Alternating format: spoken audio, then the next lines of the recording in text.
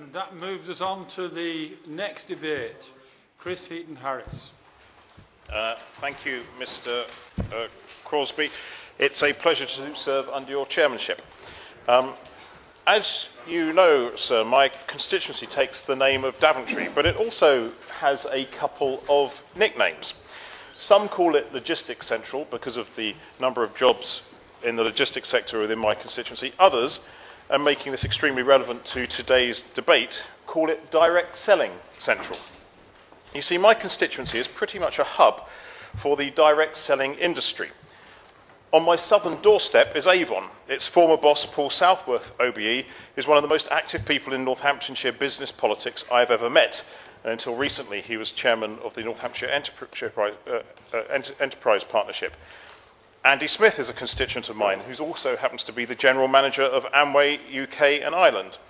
And there are a number of big direct selling businesses just down the road in Corby, where there's, for an example, the Cambridge Weight Plan has over 100 jobs, and which exports to more than 25 other countries, to Herbalife UK, based in Middlesex, and dozens of other companies as well. Thus, I try and keep a watchful eye on what is happening in the direct selling industry. And I wanted to take this opportunity to remind the Minister just how important the direct selling industry is to the British economy. The industry has an association, the appropriately named Direct Selling Association, and its member companies contribute about £1.6 billion per year to UK GDP, with 400,000 people working in the industry, making this industry one of the largest providers of part-time working opportunities nationwide. And it's an industry that is open to everyone. There are absolutely no barriers to entry, which is why so many mums coming back into the jobs market choose to do so by setting up their own direct selling business. In fact, stay-at-home mums account for 29% of direct sellers, with many attracted by the flexibility and social aspects of direct selling, and an increase in numbers of 20% from 2012-13 to now. Forgive me for being slightly political for one moment, but unfortunately the opposition in this place regularly talk down part-time job opportunities as not being proper jobs. Now, I see this very differently. I view every part-time job provided as a massive positive. For many, the flexibility of part-time work allows them the opportunity to earn some extra money when it suits them. For some, it facilitates re-entry into the jobs market, and as I said before, there are no barriers to entry in direct selling. And it doesn't matter what age you are, what gender you are, what culture you are from, pretty much anyone can succeed in this industry if they put their mind to it. You only have to look at the recent survey by the Direct Selling Association of its 60 member companies, which discovered that 38% of direct sellers are over 50 years old, and yet there's been an increase of over 29% in the number of under 25-year-olds entering this particular market. This highlights the breadth of people that direct selling reaches out to, enables to work with the industry going from strength to strength, with the revenue in the sector last year increasing by 7%. Personally, I think this makes the direct selling industry invaluable to UK PLC. Think about it. When the opposition had some issues in how it ran the economy, in some parts of the country, jobs were very few and far between. Which industry was still recruiting new blood in those areas? The direct selling industry. Female unemployment, for example, rose more than male joblessness after the recession. So with 79% of all direct sellers being women, the continued growth of this industry has been invaluable in aiding women back onto the employment ladder, and thus helping our economic recovery. I'm sure the Chancellor would not forgive me if I did not add that this entrepreneurship is key to our long-term economic plan. In my constituency now, the unemployment claimant rate has fallen to just 1.1%, with just 600 people claiming. Youth unemployment has fallen over 40% since 2010, and long-term unemployment has fallen by nearly half too. This is all excellent local news for Daventry, but I'm aware that not every part of the country is as fortunate as my constituency. However, I do know that the direct selling industry is giving those harder to place in employment, wherever they are, the chance to start their own business, no matter where they are based. Direct selling is like the Heineken of industries, operating in every part of the country, no matter what the economic circumstances or the social demographic. It is quite simply a phenomenal industry, and in my opinion, doesn't really get the credit it deserves from government, or in our national press. Hence, I thought the need for this debate. In the time remaining to me, I thought I'd talk a bit about what the benefits for self-employment are, and specifically the opportunities in direct selling, and include the opportunities for female entrepreneurship. Actually, with the help and sponsorship of Amway, one of the biggest direct sellers, I've hosted both a lunch and an afternoon tea on these subjects in this place, with some of the great and good of politics from the House of Lords, Commons and local government and business, and some amazing female entrepreneurs and their advocates arriving. Amway are the world's #1 direct selling company. Established in 1959, Amway business owners are in over 100 markets around the world. There are over 40,000 Amway business owners in the UK alone, selling products across a wide range of industries, including skincare, cosmetics, hair care, etc. One good example of an Amway business owner is Brenda Wills. She and her daughter Sally Brinner have been working for the distributors at Amway for over 30 years. Starting their Amway business together in the mid-80s, Sally was introduced to the business as a family with her parents, and they've worked together in this industry, as I say, ever since. This couple were drawn to the prospect of owning a business which offered independence and flexibility and a chance to earn a living on their own terms. 30 years later, after starting, Brenda is still working from home and enjoying an income aged 81, and Sally and her 27-year-old daughter Victoria, an Amway business owner since the age of 18, are now driving the business forward, meaning 3 generations of the same family are part of the entrepreneurial business selling products worldwide. The Direct Selling Association has had a very close relationship with my local university, the University of Northampton, for a number of years. Indeed, the Direct Selling Association representatives visit the university regularly to give students talks on and about the industry, but also about how to start up your own business. It provides advice on the fact that students can combine direct selling businesses with their studying. One of the benefits is to provide students with something concrete and interesting to put on their CV for life after university. This shows they've held a position of responsibility, gained some experience in a number of areas by running their own business. And of course it encourages something else, something that is almost impossible to teach. The wish, the urge to be an entrepreneur, to run your own business. This is the direct selling industry's strongest suit. It is the first and easiest of all steps on the ladder to becoming an entrepreneur. The Direct Selling Association's experience is that many young people don't really want to run their own business. No, do really want to run their own business, but don't know how to go about it.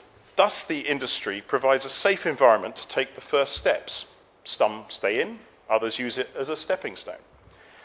When researching for this speech, I asked how many younger direct sellers there are in the United Kingdom, and I was told about 75,000 under the age of 25, with 75% of those being women. That is quite an amazing statistic.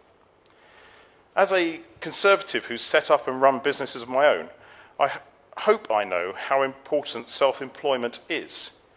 But just in case you don't think the government gets it, let me just read out part of an interview that was conducted last summer with the then Minister for Employment in the Department of Work and Pensions, my friend and colleague Esther McVey MP, the Right Honourable Member for Wirral West. The headline went, "Young people should think about starting their own business instead of university," says Employment Minister. She said, for many teenagers, being their own boss would be better than embarking on a career with a large firm. And she wanted to encourage people to have a seed, if they had a seed of an idea, to pursue it, instead of feeling pressured to follow friends or family into taking a degree. Ms. McVey said the choices made by people to become apprentices or self-employed were equal and worthwhile when compared to those who choose to go to university. And I wholeheartedly agree. Well, as I'm sure the Minister knows, the direct selling industry can help deliver the opportunities for people to do exactly what my right honourable friend, the member for Wirral West, was talking about. One of the direct selling industry's big players, as I said, was Amway, and they often commission research into how different countries view entrepreneurship. And the latest study was actually quite fascinating. Denmark is considered to be one of the top countries within the EU for having the most positive attitudes to entrepreneurship. Perhaps an explanation for this is that the Danish government encourages the teaching of enterprise skills at school from the age of 16. Whether that's a good idea or not is a discussion for another day. But the study also highlighted that fear of failure was one of the main reasons given for women, young people, and in fact pretty much everyone, for not setting up their own businesses here in the UK. This industry, the direct selling industry, contains many excellent people that help people exactly like those from the statistics I mentioned just now, especially women, over the hurdles that allow this fear to persist. In conclusion, Mr. Crosby, I just wanted to have this debate to ensure that the direct selling industry is not forgotten by the Minister and his department when they are deciding policies moving forward. I wanted to explain that this industry provides some fertile training ground for entrepreneurs, from people who want to provide a little extra for their families, or for those who want to aim big and want to employ others themselves. It gives people the chance to make their lives better, build self and business confidence, and succeed. Thus, I'd really just like to get one simple assurance from the Minister today, that he and his department recognise and understand the importance of this industry and will continue to work with it in the future to ensure it continues to play such a positive part in our country's economic development. Minister, Nick Bowles. Thank you very much, Mr. Crosby. It's a pleasure to serve under your chairmanship. And I congratulate my honourable friend on securing this debate on an industry which is not just important in his constituency, though, as he rightly points out, his constituency could easily claim to be the centre of direct selling in the United Kingdom, but important to communities across the whole country. And I feel, Mr. Crosby, that we in our profession should have a particular affinity to anyone in the direct selling industry. Because what are we, other than direct sellers ourselves, going, as we all will be, and particularly in the next few months, going from door to door, trying to persuade people to buy a product from us. We do not do so for profit, but we often have to use many of the same skills, many of the same methods as those who succeed in the direct selling industry. And we all know that, simple as it sounds, summoning up the reserves of charm and persuasive powers to be able to persuade a sceptical person on the doorstep that they actually want to give you a little bit of time and to listen to your message and to understand what it is that you're trying to propose to them is not the easiest thing in the world.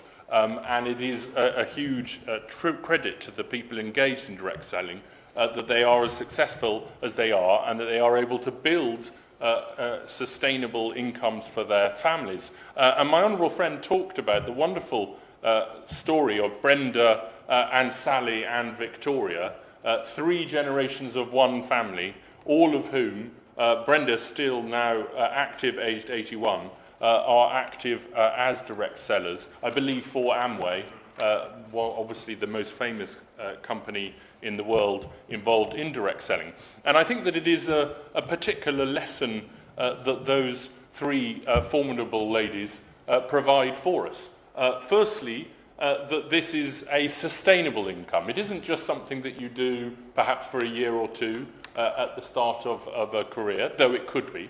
But it can actually be a sustainable income and a sustainable business that can provide a livelihood for a family, not just for decades, but across generations. But secondly, as he pointed out, that this is an area of business and of entrepreneurial activity that is perhaps particularly attractive to young women, especially young women who are trying to combine work and enterprise with bringing up children.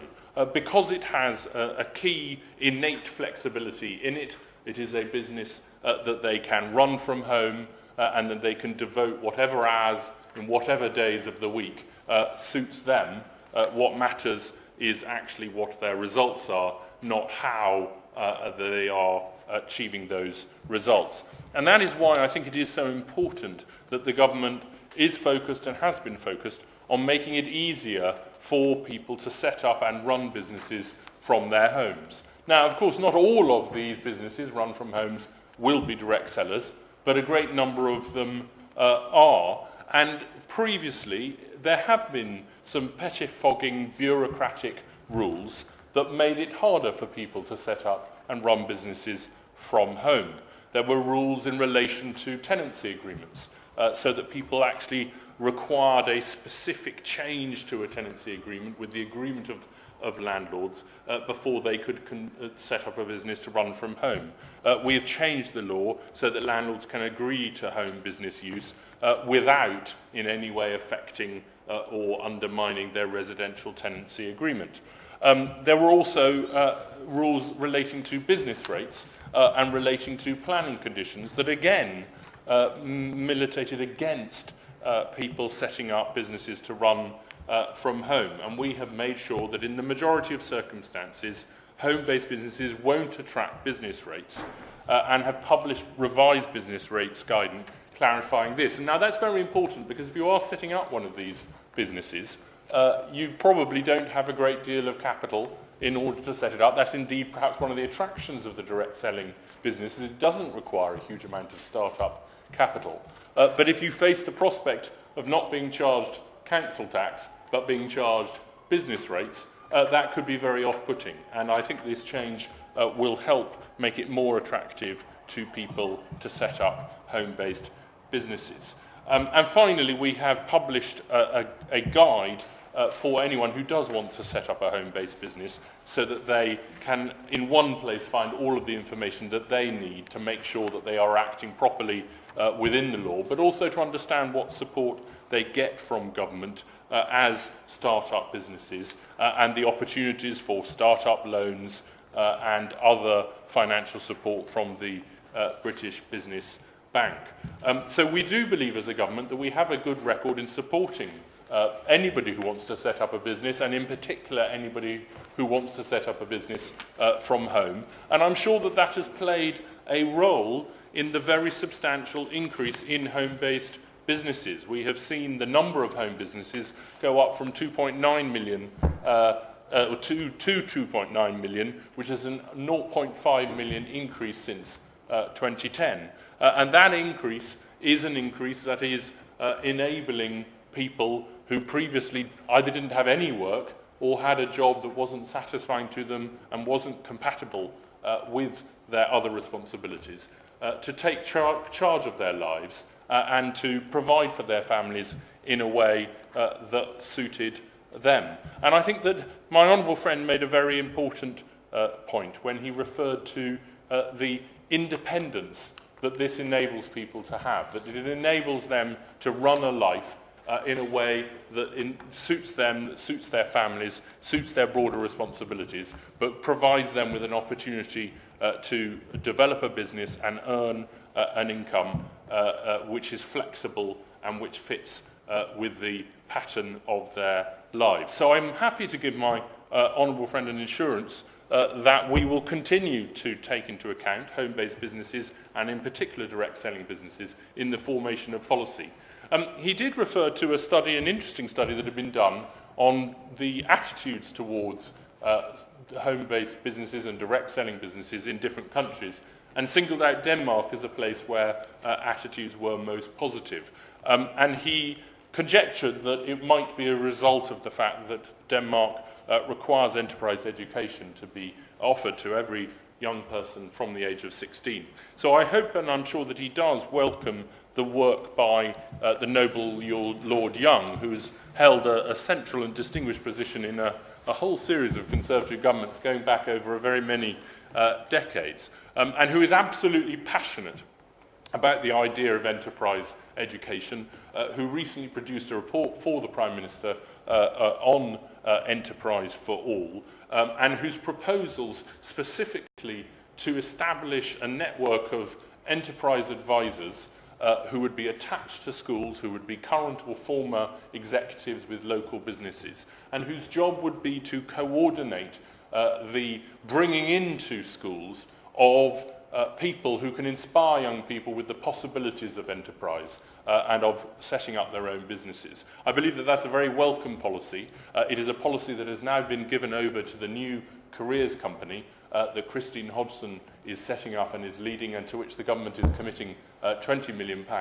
And we are very hopeful that within a couple of years we will have a network of enterprise advisors across the country, that every school will have somebody with real business experience who's embedded and implanted in the local business community, and who can bring into schools speakers and programs and work experience offers that will enable young people who think that they might have an interest in setting up a business to get some experience and talk to people who have done it. And I would simply say to his constituents, who are senior executives in the direct selling businesses, but also those individuals who are running direct selling businesses, those who are members of the Direct Selling Association, that if they can make contact with their old school, go back as an alumni and actually talk to young people about what direct selling and setting up their own business from home has done for their lives, how it has enabled them to fulfill